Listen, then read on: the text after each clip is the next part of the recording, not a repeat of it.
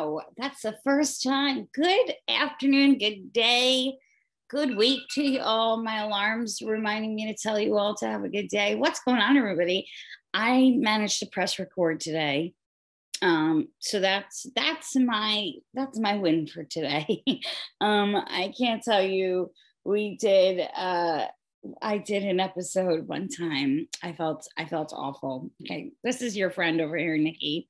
I felt awful. We filmed an entire episode, talked about such great stuff, and then all of a sudden, I said I went to upload it later, and I was like, "Where's the episode? Where is it?"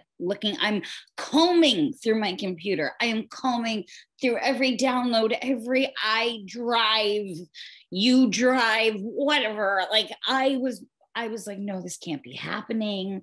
Like it has to be here somewhere. I was like, I'm gonna have to call one of the genius people at the iStore, the iMac store. See, I'm so technologically behind the times that I call it the iStore. It's the Mac store. It's the iStore because I need help when I go there. Oh my gosh. So anyway, it all was because I didn't press record. Apparently, when Zoom updated itself, it didn't tell its friendly users to press record. So now, guess who's pressing record all the time? Oh my gosh, it was honestly, I felt so awful having to tell my guests, like, oh, 40 minutes, we got to do it over again. And we had the best chat over again because she was just like the coolest human being ever. I'm super excited about the amazing human being I get to interview today. Oh my goodness. Miss Hollie Harper is a writer, actor, producer. I mean, she is in the game and she is working hard. And just to talk about a few of her projects before she gets here, we're going to talk about the amazing work she's done, from Down to Earth, Beer League, and how can you, Grace Rock dying laughing, Beer League, Kiss and Run, just to name a few. I mean, Single Hills. I mean, just she has been going. And I just want to know what her experience has been like in the business. You know, the business has changed a little bit, as we know, because of COVID. And, you know, you got to just go with the times and run with it. But I think it's, you know, it's important when you've been in this business for a long time, or any business really, you have to find the new and exciting stuff that excites you about it. It's like anything. It's like a relationship. You have to keep the excitement alive. And I think that's sometimes what we forget in life, is looking for the little things. And that's, I said to somebody the other day, I said to them, I'm determined to find a little bit of joy in each day. I could have the shittiest day in the world. And guys, trust me, my friends, I have had quite shitty days. But I think it's so crazy important to just say, well, at least somebody got my order right at Starbucks today, or at least nobody hit my car pulling out of the parking lot, or at least, you know, at least DoorDash got my order right. Whatever it is, whatever it is, find that, because it's those little things, those little joys, those that can make all of the crappy stuff seem a little less crappy. You picking up what I'm laying down? I mean, these are things that I've learned from my grandmother. I cannot take credit for most of the wisdom or wise words that occasionally come out of my mouth, if they ever do. But everything I've learned from my grandmother. My grandmother she was such an important force in my life. And she taught me, she saw movies for me before I did. I'll tell you a little story before Miss Hollie Harper gets here. So I grew up singing since the age of 3. A lot of you have heard my interviews where I talk about singing. My grandma always had a record player. No, not a CD player, not a tape player. No. She had a record player, the big old records. Oh, Hollie's here. I want to see if Hollie knows. Hollie is definitely going to know what I'm talking about. Hey, look at you. How are you? Good, how are you? I'm good. I was just talking about the old school record players, and you. Oh, what? And I see instruments behind you. I'm like, oh my gosh, yeah, she knows what's up. Oh yes, I remember the old school record players very, very well. My grandmother had one in her like dining room, like her sitting area, and I remember like every day we would get up and she would teach me a little bit more of the jitterbug. And by 8 years old, I was jitterbug. Stop it. You were doing it. Girl, she had to do it. Like you were born in 1925 or something. Right. Yeah, exactly. Like it was so weird because when I got to high school, like people were like, who's your favorite singer? I'm like, Patsy Cline. They're like, what? But let me tell you something. I know some Patsy Cline. Yes. I went through a Patsy Cline phase in college where her greatest hits, I listened to it like every day. This woman is speaking to me. Yes. Like, she was amazing. Her music, she's my favorite singer of all time. Her music speaks to me. Like it's that music that just like grabs my heart and my soul and like the richness in her voice. Oh my gosh. Like that song, She's Got You. Oh my God. I used to listen to it. I'd be like, picture that you gave to me. Oh my God. And they still look the same, you know? Yeah. The only thing different. Oh God. I used to be like, what? She's got you. Oh my God. Literally. What? Like that was literally like my breakup song, my last breakup. Like I listened to that song, cried more tears than are in the Atlantic Ocean. But it's fine, we're all good now. I know, but that's the good music. That's a good music. Yeah, music is good when it like can really like emote, like get you to emote emotions and get you to feel. What's some of the stuff you're listening to right now? I'm always curious. I listen to everything, and it's funny because my sister asked me the other day. She's like, "Who are you listening to?" And I'm like, "I listen to a lot of old things. I listen to a lot of old things, but new stuff. I have to admit, I listen to the little girls. I listen to like Doja Cat and like Miami Girls. Like I listen to them like twerk. I really do because they make me happy. It's like the happiness of it. It's like gets me like going." Like one of my favorites, I just want to make sure I say City Girls. Yeah, City Girls. Her name right is the girl who sings "Good for You," Olivia Rodrigo, or is there? Oh yeah. Oh my God, best! I was like, yes, girl, you said it all. Yeah, you know, I really love the fact that there's so many young women who are like really just kind of just setting their own genre. You know what I mean? They're like not trying to be here. They're just like, this is what I'm doing. And where it fits is where it fits. And I hope you like it. You know what I mean? They're not trying to be like, I am that pop star. I am that soul singer. I am that. They're just like, this is who I am. What I love like that. Also, like, I feel like I grew up, you know, in the time of like the boy bands and the girl bands and like everything was like choreographed, you know. Like, oops, I did it again. Yeah, the whole thing. Exactly. What I love now is like, performers aren't afraid to just get on stage with a mic and a band and sing. And they're like, yeah, we'll do a couple of moves here or there. But like, I've noticed that like the performers nowadays, like, yeah, they do some dances and stuff, but it's really about the vocals. And I know I don't know.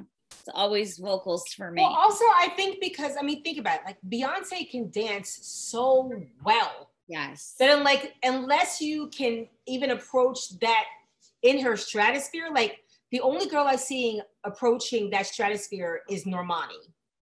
Yeah. Do you know what I mean? So unless you can kind of really get there, just kind of like, look, I'm just kind of moving. Yeah. You know what I mean? Like, moving let's be through real. the song.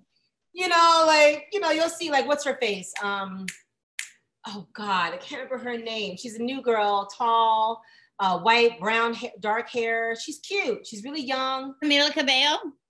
No, she's cute too. But she, oh God, like, don't start now. Don't come. Oh yes. Dua Lipa. Yes, Dua Lipa. I love her little lazy style. I love her like, baby. Like, she's just like, you know, I'm dancing because the record company told me to. You know what I mean? Like, it's so wild. It's so wild. I've never done like the whole record label thing, but that's got to be a whole trip. Just, it seems frightening. It seems frightening. It does. How did you get your start? I want to know all about you and like how you got into this wild and crazy fun business that we love. I know, because I just came on like we were girlfriends. We are now, though. We are. But yeah, I mean, you know, I came into it as an actress. You know, I went to theater school. I went to DePaul Theater School. I went to theater school, DePaul University. It used to be the Goodman School of Drama for like 50 years, and then they changed like 30 years ago. And so I came to New York as an actress, and honestly, I was just having more fun. Everything was a comedic, you know, because I can act, you know what I mean? Like, but every comedic role I went out for, I got closer. Do you know what I mean? And so then I started doing stand-up when I was waiting tables at a blues club, because the host didn't show up one night, and they're like, come on, Holly, get up there, and just like start it off. And I had a really good time, but I was busting on these musicians. I was busting on these musicians. They were not happy, but the crowd was laughing. I was like, ooh, that was something. Like, give it up for, like, give it up for you know? But I started doing stand-up, and then it's funny because I started doing stand-up for like a year and a half, and then I quit. I totally quit, and I started doing sketch comedy. And then I came back to stand-up comedy later on through sketch comedy. And then I was writing musical comedy for my sketch comedy, and not even just parody songs. Most of my songs are original songs. And then it all just converged at one time. Wow. And that's what happened, basically. And are you still living in New York now? Yes, I live in Brooklyn. I live in Clinton Hill. I'm Brooklyn. from New York. Really? Okay, what part are you from? Okay, so this is where it gets funny. I'm from Long Island. Hey. Hey. My sister-in-law's from Long Island. I always say where we have coffee and talk. I'm from Long Island, born and raised. And there's something magical about the East Coast. When you're that close to Broadway, theater, even restaurants, like there are restaurants like Ellen's Stardust Diner where people sing while you're eating. Yes. It's incorporated in every part of New York. I mean, even it's a magical part of New York. And it's like, you know what it is? I mean, I went to school in Chicago, and I love Chicago. Like, Chicago is an amazing town. Like, it really is. And there's talent upon talent in Chicago. You mean like city, holy moly. Yeah. But there's something about New York. I was raised in Philadelphia and South Jersey. And we always had family in New York, you know? And so I just knew when I was in college that I was leaving. Like, well, first of all, it was too cold. I was like, I can't. I was like, I don't know about y'all. I'm too small for this. Like, I don't have enough meat, like, to be in Chicago. Like, I'm sorry. I'm not strong enough. But there's something about the East Coast in New York and Philadelphia and even South Jersey. The talent is like, there's a million types of talented people. Yeah. And there's a real respect for theater, for film, for TV, for music. Like, it's all there, all of it. Fine arts, music, like everything. So I really love New York, and I love Brooklyn. I love Brooklyn too. I've spent a ton of time. My dad was born in Brooklyn.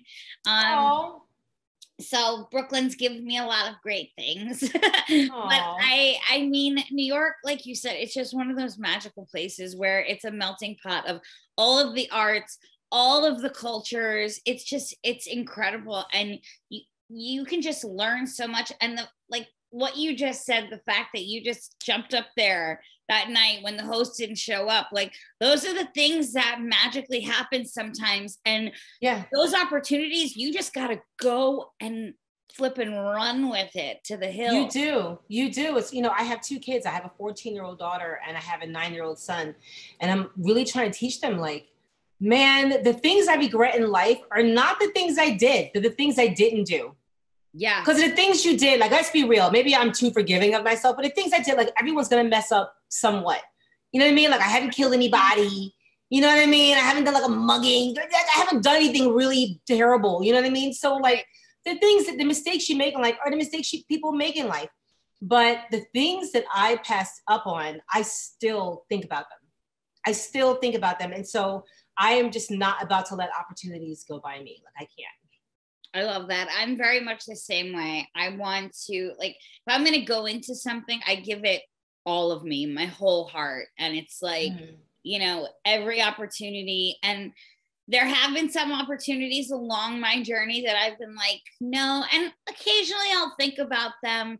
But like you said, everybody's made mistakes. We've all made mistakes. And I think for me, hitting 30 was when I realized, like, you need to relax on yourself. You have been holding yourself up to this like crazy high standard for like 10 years. You need to cut yourself some slack. I never understood that term until like, I really started putting my career on the trajectory and the path that I wanted it to go. I was like, if you're going to do this really your way, you need to cut yourself some slack. Say you had the opportunities you had, move on, and then look forward to these amazing opportunities that could be out there. Because as you know, as well as I know, like things can happen tomorrow like that. They can. And what's funny is that, when you are a creative person, and look, I sound so damn snobby right now, but okay, when you are talented a certain way, people see you that way. And they want to see you keep going that way. So when you're kind of like, I see myself doing this, my point is it's very hard to divorce yourself from how people see you. You're going to make me cry. It's very hard because one thing you have to do, and especially as women, it's very hard for us to accept all the gifts. Like we'll think like, I can sing or I can dance or I can act or I can tell jokes. So I shouldn't push it and I should just stay in that lane. You know what I mean? And the hardest thing you have to realize is that you write your own story and you can never let someone else write your narrative. Like you're living someone else's story for what? Like for what? Well, I'll be very honest with you, Hollie. It's a very big realization for me the past year. I told my best friend, I said, you know what I realized? I realized for like the first 7 or 8 years after Hairspray, I didn't cry. I was like, wow, I didn't cry. I was just like happy because people loved Tracy and Tracy was happy, my character. So I felt like I owed it to them to give them, because one time I was out somewhere, I think it was in a grocery store, and somebody stopped me and they said, "Are you okay?" And I said, "Yes, why?" And they said, "Well, because you're not, And I said, "Singing and dancing?"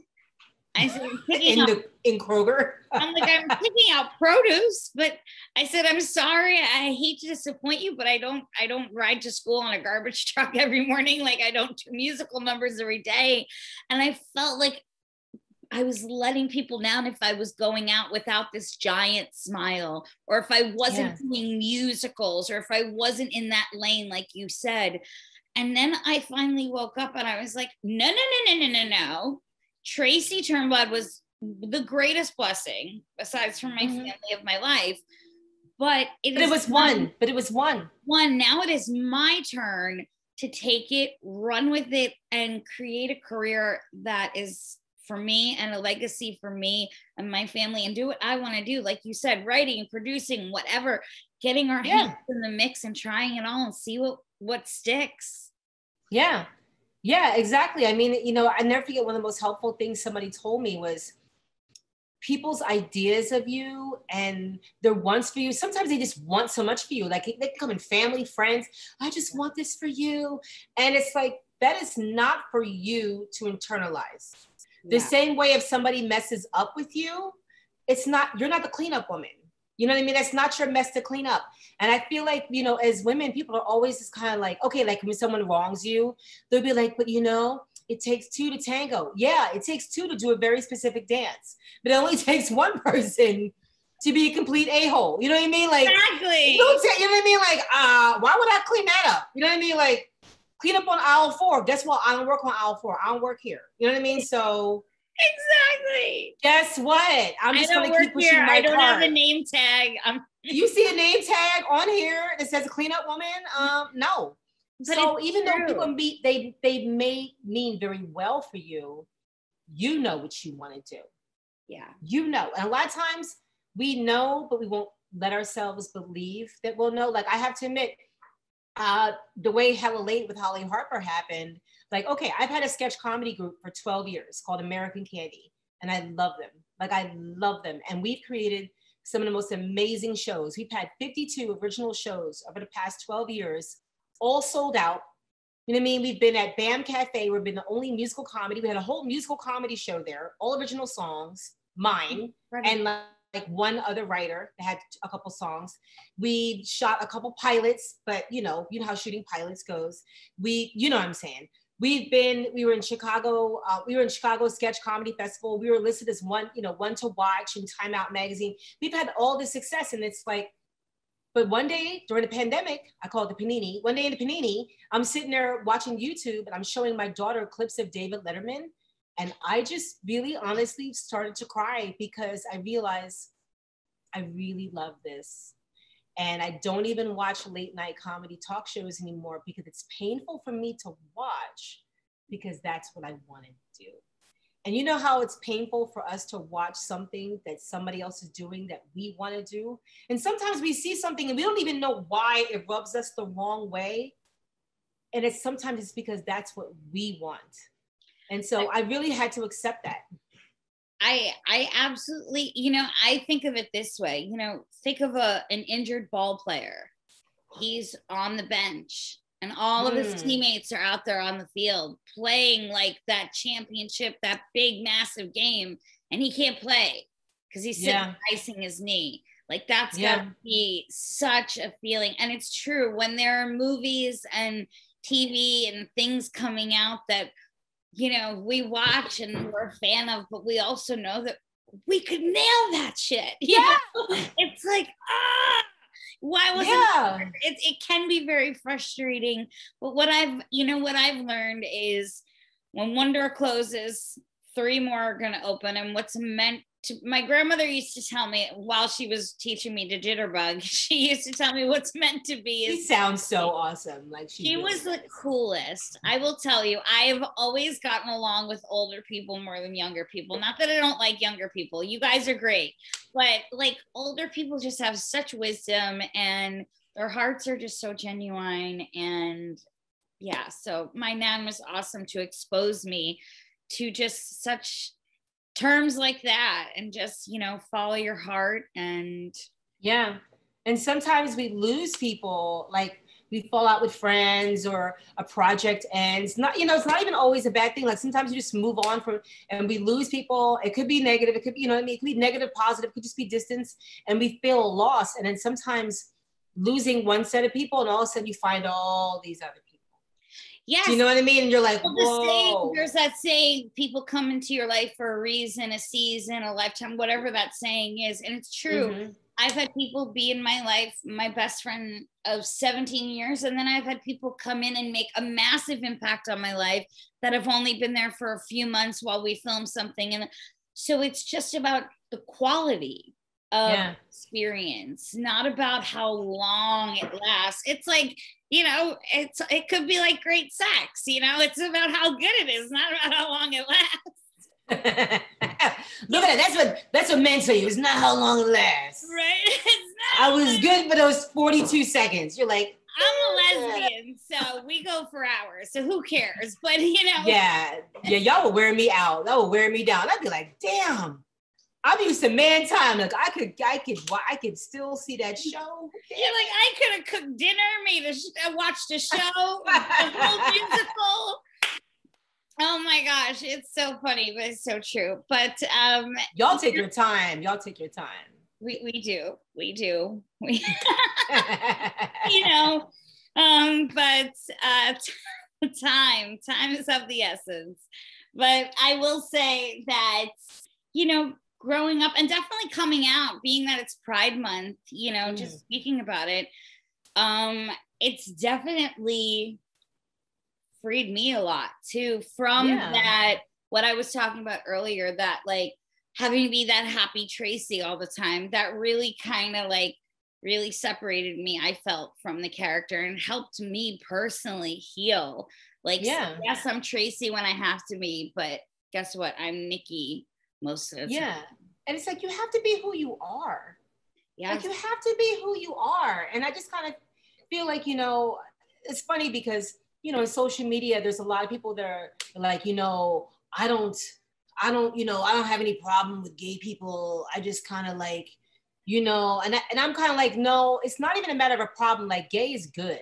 Do you know what I mean? Like, I'm just kind of like, it's not even just like, no, gay is good. Gay is good. This is a form of love. It's a form of heat. It's a form of sexuality. Like gayness has so many branches, and it's all good. And so I can't even, like, people say like tolerance. It's like, I tolerate peppers on my burger. You know what I mean? Right. I don't tolerate people. It's like, I will tolerate the raw onions. Yeah, but remember how like these be like tolerance. It's like tolerance. Like, no, gay's good. No, I'm sorry, sir. We're just gonna have to, like, we're just gonna have to be happy for folk. We're just gonna have to be happy for love and happy for people. Yeah, it's, you know, love is just, it's, when you have it, it's one of the greatest things in the world. And and also self-love and coming to terms with who you are as a person, but also just like, even if you're not gay, just loving yourself for the human being that you are, for the energy, the goodness that you put out into the world every day. Hopefully you put out goodness, and you know, and the projects that you create, like, you are creating some incredible stuff, and you are giving people one of the greatest joys other than love, and that's laughter. Because thank you. And nothing fills a heart like love and laughter, and it's true. Thank you. And we need to laugh. Like, I feel like, man, we've been through a lot. Like, you know, like, there's this thing on Facebook where, like, they remind you of like where you were last year, and then 2 years ago, and then 3 years ago. That can be painful, girl. That can be painful right away, because you're like, ooh, what was I even thinking about? But like, I had a post from like a year ago, like right around this time, and it said, wow, I feel like this summer started with Contagion, and then it came, you know, Do the Right Thing. So it was like Contagion meets Do the Right Thing. Like, it was like Corona, and then the racial reckoning. And so I just feel like we've been through so much. And we've been through a lot of hate, a lot of sadness, a lot of darkness. And so I really feel like it's time to have the Roaring 20s and time to have some fun. It is time to have some fun. It is time to have some joy.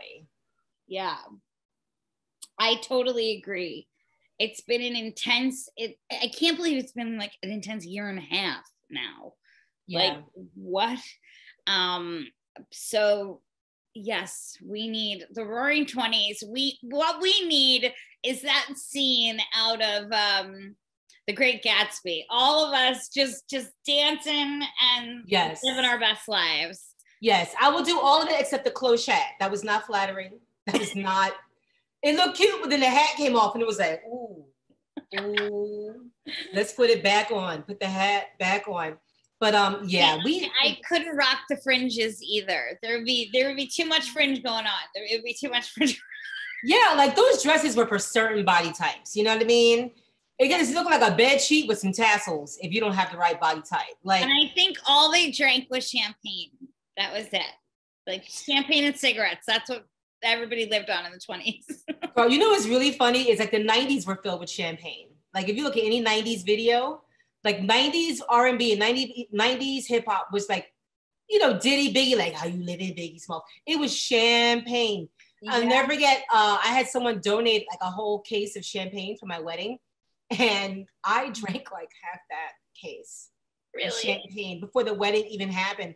I remember being like, champagne is great at breakfast. So like, I remember just being like, this is the best drink ever. Like, it's not that hard. It's better than soda. Like, this is wonderful. You're in a good mood. This is wonderful. Well, until you step on that scale, then you're like, ooh, champagne. well, Champagne. That's why it's a glass. That's why it's a glass of champagne. A glass of champagne, and then it goes by so quickly. And then yes. Same thing happens to me with those darn seltzers. Let me tell you something. Those little like hard seltzers have taken over. And they taken over. You know what cracks me up is you see all these commercials and they'll be like sandwiched in with like eco-conscious. And I'm like, that's a lot of cans. Like I'm always just thinking, like, is anybody registering how many cans? Is anybody thinking about the dolphins? No. No one. Those little plastic. Is that nope? We're not okay. No one is thinking about the dolphins, and I'm always just like, okay, how lazy is bartending now? Like we're just popping sodas now. That's what's wild to me is that you can go to a bar and just be like, I'm just gonna have a White Claw. First of all, if I go to a bar and I'm paying like, I don't know, $10 for a drink or whatever it is for a drink, I want like a little effort. Like I want somebody. I want to drink something yummy, like not just. Oh, girl, and the summer is involved. A day. If yes, I wanted to do that, I'd stay home. Thank you. And the summer is involved. That blender is going to be involved. I want a pina colada. I want a daiquiri. Like, girl, because you can have a virgin daiquiri. You can have a real daiquiri. Like, you can have a daiquiri for lunch. That's a virgin daiquiri. Like, exactly. I want a blender involved drink. A blender involved. I love you. I just moved to California and I have now decided that I want all my coffee blended.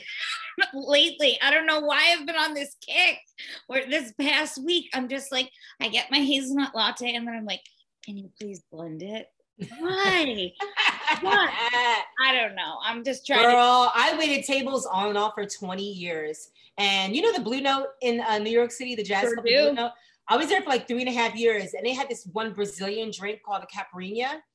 And man, that's the most labor intensive drink. First of all, you have to crush the limes, add the sugar. Like I'll never forget, I thought the bartender was going to get carpal tunnel just from making caipirinhas. I'll never forget one time I went to him, I was like, I need 16 caipirinhas. He was like, no, you don't. You're lying. I was like, I'm 16. I'm dead serious. If I have a section of 40 people, about half of these mugs are going to see a caipirinha and be like, what's that? You know. Yeah. But it's just, and then the people were like, oh my God, it's got pulp in it. You're like, because it's crushed lime. It's fresh. Because it's fresh. Well, I worked at Starbucks. I will tell you. Oh, girl. Yes, I will tell you the down and dirty. I worked at Starbucks and it was after Hairspray. Okay. I worked there. So I worked there. This was about, oh my gosh, 2 years ago now, a year and a half, 2 years ago.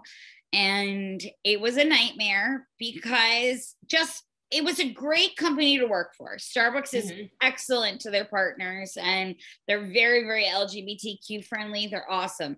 However, my specific people that I worked with, I think they just didn't like me because of the whole Hairspray thing. One of them was a singer and she was, I think, maybe just like a little like, you know, every time. So like, what'd you do to these people? Like, you supposed to be somebody else? I literally would stand behind the counter and I had to wear a name tag, right? Because you have to wear a name tag. So it says Nikki. I can't lie and say like zebra on there. I don't know. So I'm like, yeah, sure. So I'm wearing my name tag and people would come up to the counter and they'd be like, am I being punked? Because what my coworkers would do was they would play the Hairspray soundtrack over the loudspeakers in the store.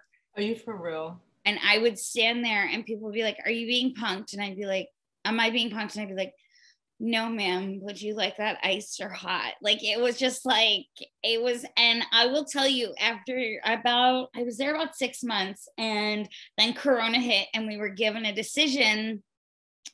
Do you want to take 120-day leave or do you want to stay with the company and just work, you know, shorter hours or whatever? I said, I'm going to take a leave.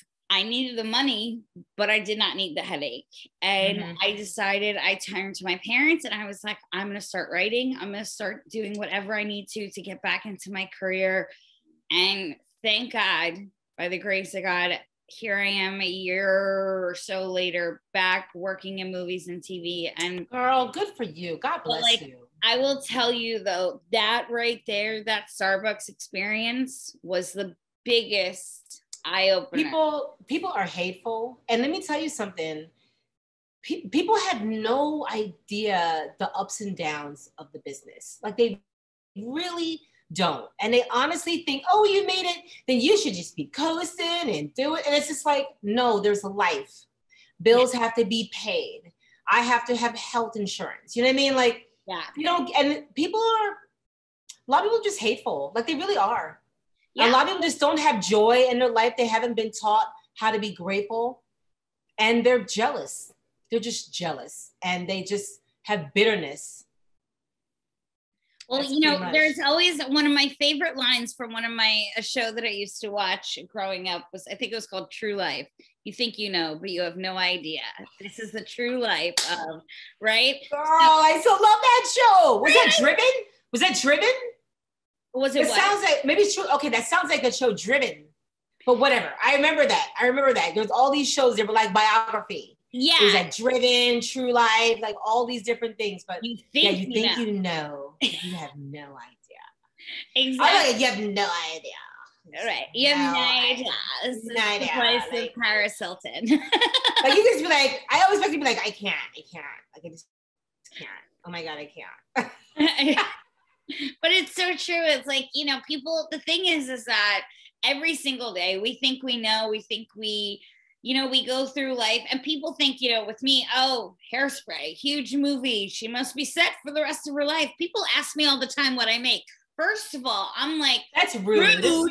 Rude. Don't ask me what I made. 2, it's my first movie, like your first anything. You're not going to be set for the rest of your life. You think the first time A-Rod hit a baseball, he was set for the rest of his life? I don't think so. Exactly.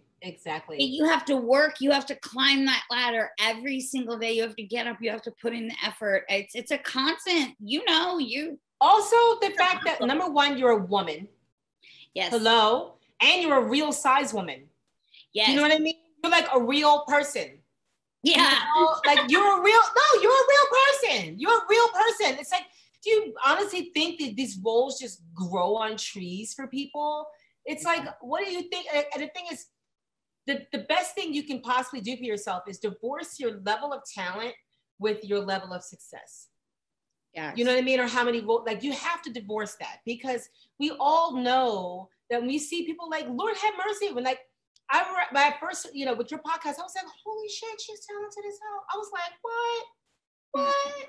Like, no. And I'm like, so when I see someone like you, I'm like, no, that is God-given talent. Like that is God-given 1 in a freaking million talent. But that doesn't correlate to the world we live in. And it doesn't correlate to the business. So you have to make inroads for yourself. The best thing a woman could do, you know, as a Black woman, and a grown Black woman, you know, you have to do these things for yourself, because the industry is really not checking for you. Like they're not. You have to check it.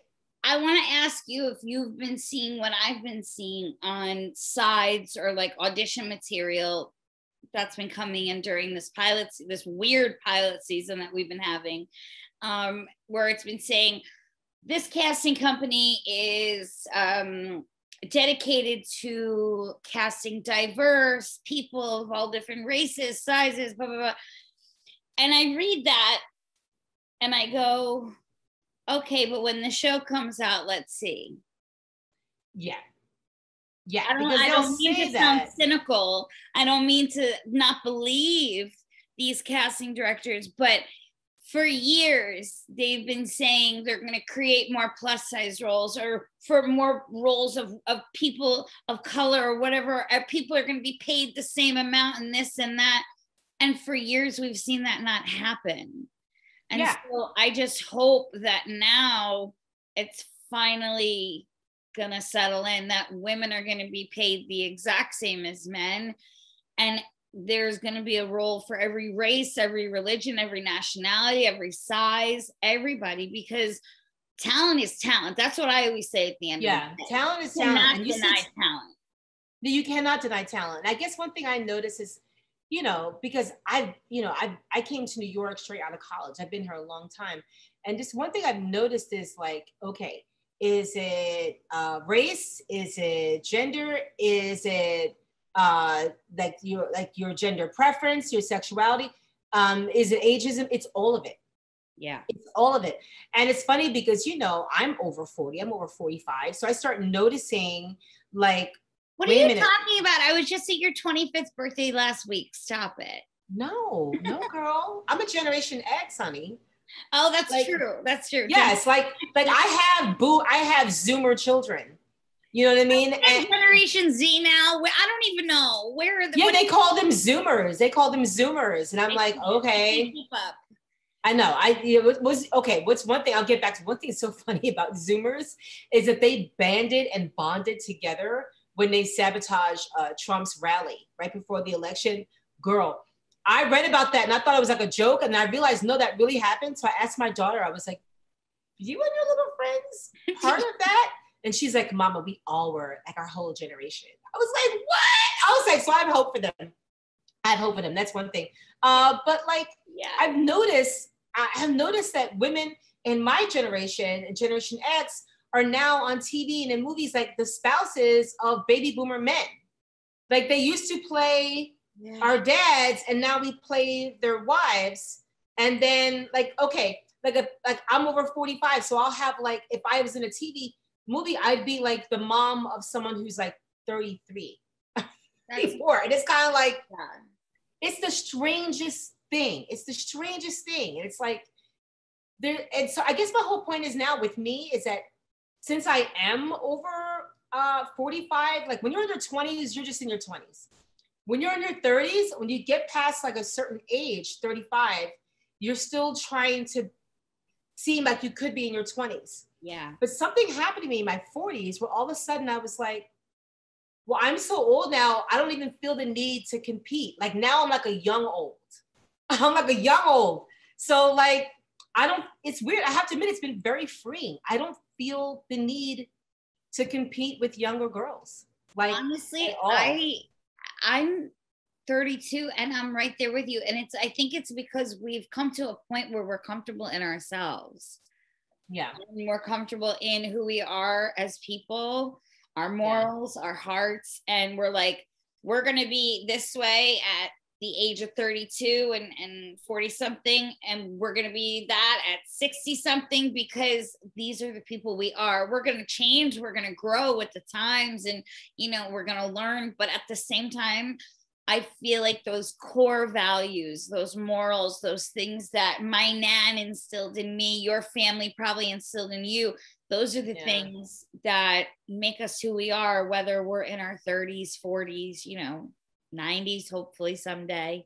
Yeah, well, I mean, you're absolutely right. You talk about your nan, like my grandmother, to this day, she is the most beautiful woman I've ever seen in my life. I have never, and I'm being dead serious. I remember because I met her, she was old. You know what I mean? Like you meet your grandma old. Yeah. You don't meet your grandma as a young woman. You know what I mean? Yeah. You know, she's like the first old lady you see. Like, let's be real. And I remember just looking at her, and she just looked like a beautiful old cat. Yeah. You know, and like she would have men, and they were her age, would come like gentlemen callers and like just come and like, you know, with the hat and be like, I just come to see Miss Billy. And, you know, just come and sit a spell, and they would have coffee and cake, and he would just sit there and admire her. And I remember realizing like, you know what? You could be a beautiful 16-year-old. You could be a beautiful 86-year-old. Your beauty is going to carry with you through your age, and you just have to try to be the happiest and best version of yourself at whatever age you are. Absolutely. Like I remember I looked at her, and my grandmother used to be like, you have beauty in your eyes. It's your smile.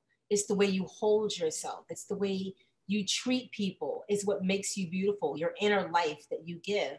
So yeah, there's things about me that I'm like, oh, I will change that or change this. But I wake up and, in this pandemic, people lost so many people, and I lost my older brother 6 years ago. One of my best friends died a few years ago. I've lost like several people in this pandemic. And so I really am happy to be here. And I feel like we need to be happy for what we have. I sent my brother a text the other day. He was like, how's your day going? I said, Joe, I'm above ground. It's a good day, my friend. That's right. I said, I don't care. Yes, I said, DoorDash got my delivery wrong. All this shit happened. But I am here and it is fine. And that's all. And you know what?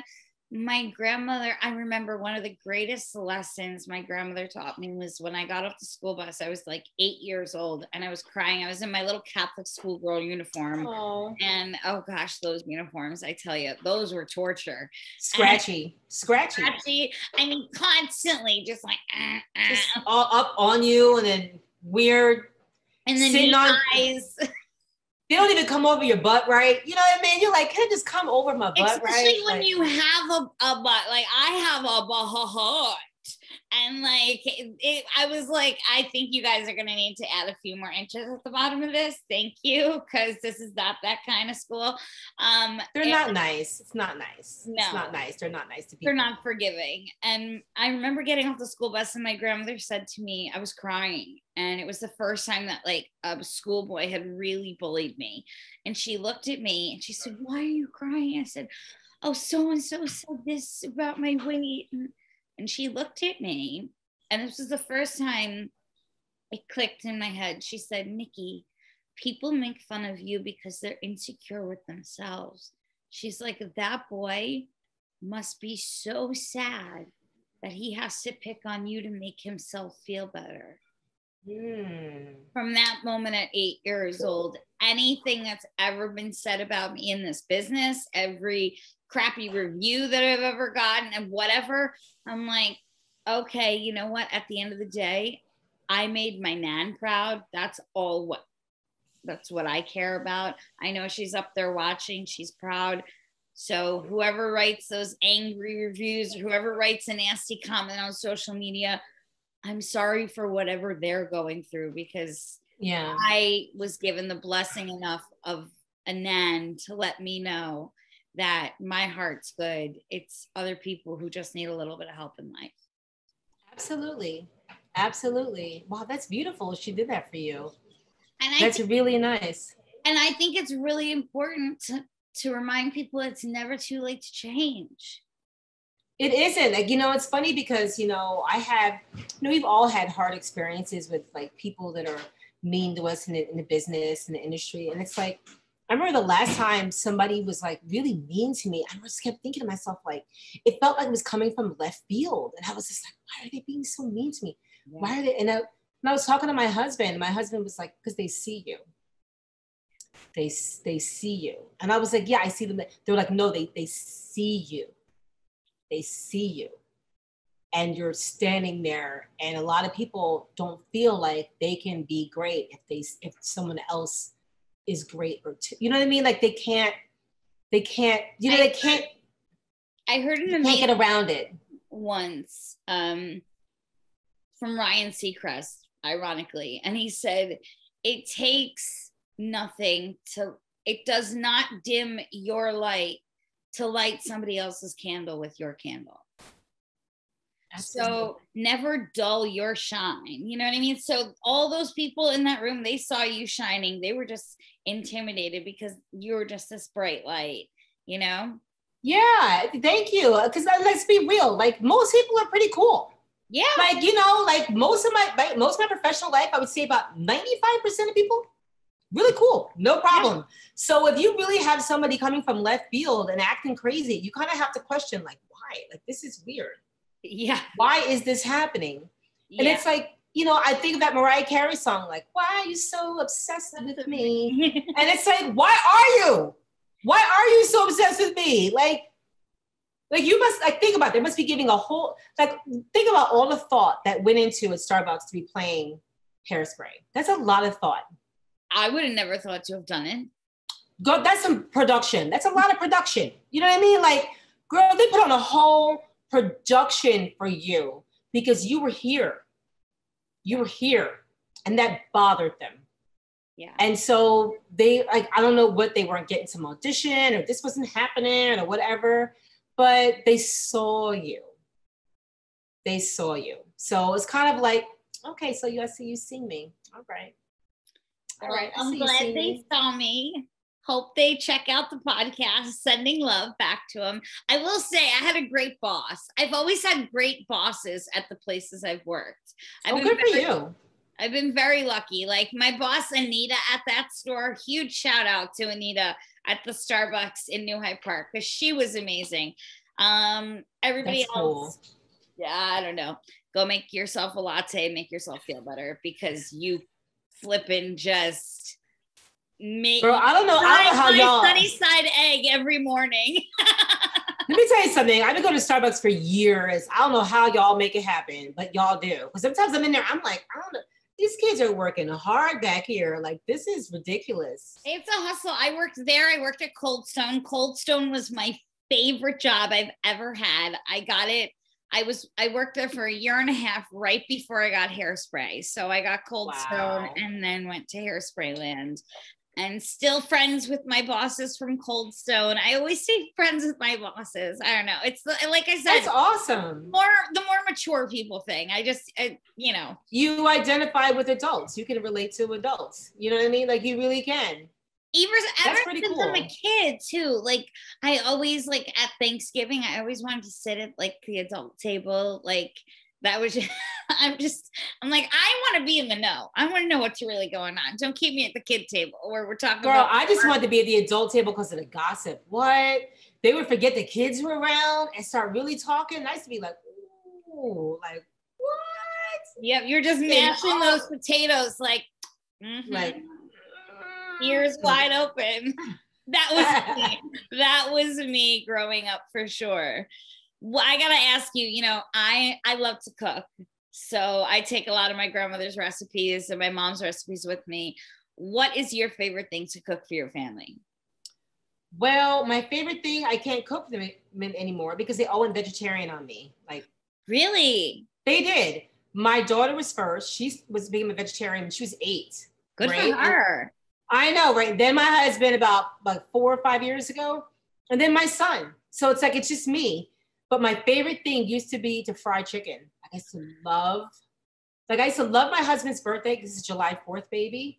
And so I would do like the whole spread. I would do like fried chicken, baked macaroni and cheese, fried shrimp. I make collard greens. I bake a yellow cake with chocolate frosting. Like I would do like, look at you, she fell over. I'm done. I haven't gotten banana pudding yet. That's my new thing. I'm gonna make banana pudding. Because let me tell you something, banana pudding can give you a foodgasm. Okay, I will tell you this. I will end with this. So we were on the set of Hairspray. John was incredible and had his caterers come. And they every day would have this massive tray of banana pudding, homemade banana pudding. My mother could care less about the lunch. She didn't care about, no.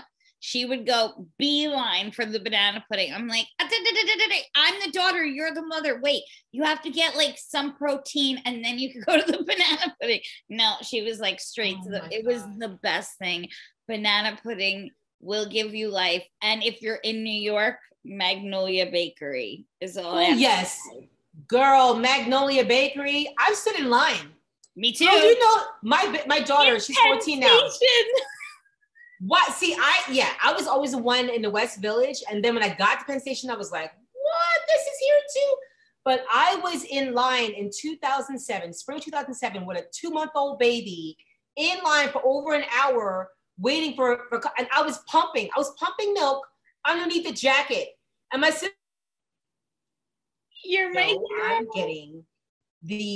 I'm getting these cupcakes. People were like, I never got these like hipsters in front of me. They're like, don't you want to do that somewhere else? I was like, no, don't you have a pickle joint to run somewhere?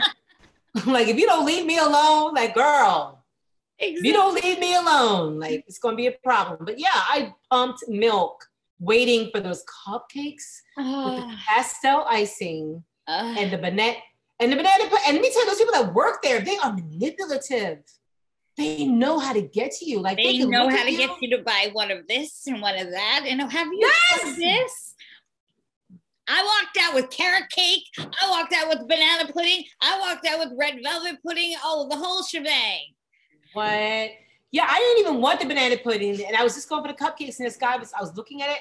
And this kid who worked there, he was like, you ever had our banana pudding? I was like, no, I love it. And he goes, go get some pudding. And I was like, he goes, you know you want some pudding. And I was like, okay, I do. He got you. He totally got you. Hook, line, and sinker. I got like a whole quart. I got like a quart of banana pudding, a whole big box of cupcakes, that beautiful white box. It was so ignorant. It was so ignorant. I ate like half of it in the cab on the way back to Brooklyn. It was ridiculous. It's but that's New York though. When you have a craving, I will tell you, there is no city like New York that can cure a craving. Yeah, because you'll be like, I want some Indian food, and they'd be like, and like, there it is. You know, like when you grow up, I grew up in the burbs, and I grew up in Philadelphia until I was 9, but then in the burbs as a teenager, they don't have everything. Yeah. They don't even have everybody. You know what I mean? A lot of burbs is just white people or black people. You don't even get, a lot of times you don't even get Asians, you don't get Latinos, you don't get Arab, like, and even different types of Asians. There's like a million different types of Asians. You know what I mean? So going to Chicago and then moving to New York, I was like, oh my God, the world of food. It's so culturally eye-opening. And for me, it's always been just culturally stunning. Even though people say, oh, it's New York, it's dirty. I'm like, to me, it is one of the most beautiful cities in the world, because there's just somebody from every walk of life and religion, and there is some of the most amazing food and just something to see, bright lights, theater, like we said, and amazing people like you, Hollie Harper, who are just making us laugh and putting on shows and being your true, beautiful, authentic self. And I thank you so much. Thank you for having me. Like, I really appreciate this. Please have me back. Girl, someone cancels. God, please, anytime. Let me know. Somebody cancels. I could be like that Terry Garr from the 80s on David Letterman. She would just come in. Google it. David Letterman, like somebody would cancel and Terry Garr would just come on in. I could be your Terry Garr. Oh my gosh. No, you are way higher. You're way above. But we will reschedule and we will have you on again and again and again, because you are amazing. And I am sending you so much love. And please hold down Brooklyn for me until I get back.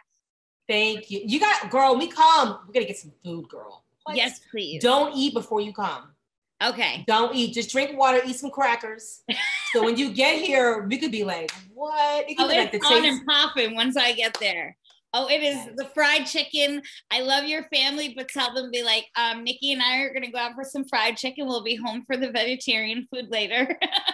Yes, let me know. I will start soaking that chicken in buttermilk for you, girl. Let me know. I love you. Let me know. Well, from me to you, I love you. I love your buttermilk. Stay well. I love you too. And thank you so much. Okay. Be well. Thank you. Bye-bye. Bye. She is such a gem. Oh my gosh. You guys, I was having kind of like a slow morning. It was just like blah, blah, blah, you know, putting my makeup on, getting ready to do this as my makeup is dripping down my eyes now because I've laughed and cried with the incredible, incredible Hollie. But I was having kind of like one of those mornings, and Hollie picked my spirits up. So Hollie Harper, I just want to say thank you from the bottom of my heart, because this was one of the most fun interviews I've had in a long time. This was one of the most fun chats I've had with anybody in a very, very long time. She is real. She is human. She gets it. She's got a gorgeous heart, and she's out there following her dreams. She's an amazing mom. She is hustling. She is working hard, putting out incredible sketch comedy, musical sketch comedy. Like, just the fact that she writes like musical theater numbers and works them into her sketch comedy, that just blows my mind, because I know just how wild and stressful and tumultuous just straight acting can be sometimes. But then when you're writing it and producing it, wow, just the talent that lives inside of that stunning human. Hollie, I adore you. Thank you so much for being on today. It was such a pleasure talking to you and laughing with you. And everybody, please go follow her on her Instagram page and just keep laughing with her because she's amazing. And I know she's going to make us laugh for many, many, many years to come. So from me to you all, I love you all. I'm sending you all the biggest virtual hug you could ever imagine. Have a great week. Have a great weekend. Have a great month. Have a great life because you deserve it. And I am sending you love. Be well. Bye.